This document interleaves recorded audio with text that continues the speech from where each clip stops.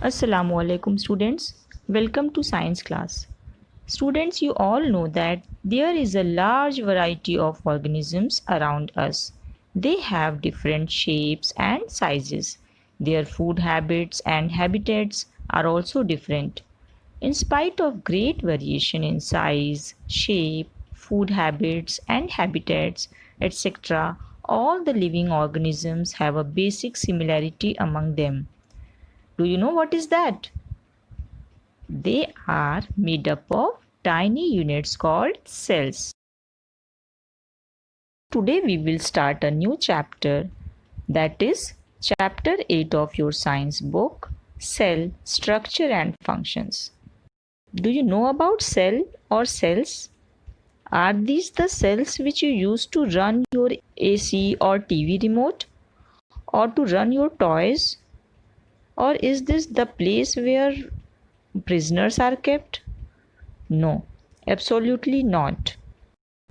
It is nothing but the unit of life.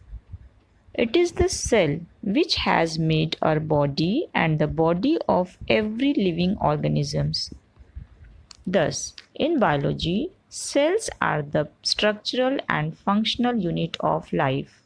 In order to understand the structure and functioning of an organism, we should know the structure of cells and functions of the various parts of the cells. So in this chapter, we will study the basic parts of the cells and the role played by these parts in working of the cell. Before we go further, let's know about the discovery of cell. Do you know who is he? He is Robert Hooke. Robert Hooke was an English scientist. In year 1665, he used a microscope to investigate the structure of a thin slice of cork. Do you know what is cork? Cork is a part of the bark of a tree. It is dead plant material. He observed that cork had tiny compartments in it. Robert Hooke thought of these compartments as small rooms and called them cells. Do you know why he called them cells? Because cells are small rooms in which prisoners are locked up or in which monks and nuns sleep. From this observation, Robert Hooke concluded that the cork is made up of tiny cells. The dead plant cells of cork observed by Robert Hooke were found to be empty because those days microscopes were not very highly magnifying. So who discovered cells? Yes, cells were discovered by Robert Hooke in 1665. The microscope used by Robert Hooke was primitive. When better microscopes having greater magnifying power were made, scientists investigated pieces of living plants and found that, like cork, they also had a cell structure. The living plants were, however, not empty like cork cells. They were found to contain a number of tiny structures called organelles. In year 1838, a German scientist, Sleden, suggested that all plants are made up of cells.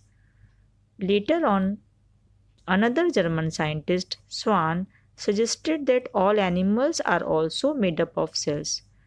These observations led to a general cell theory of organisms. The cell theory states that the basic unit of structure and function of all living organisms is the cell. All cells arise from pre existing cells by cell division. The cells have been present in the living organisms since the origin of life.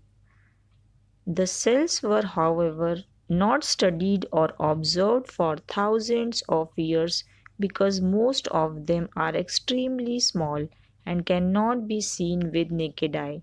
It was only when microscopes having high magnification power were made in the 17th century to magnify things greatly that cells could be seen in living organisms.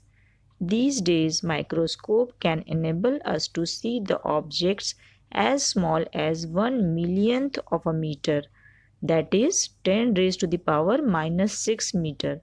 Such high magnification power microscopes have helped the scientists to study the minute detail of cells. We will know about the structure of cell in next videos.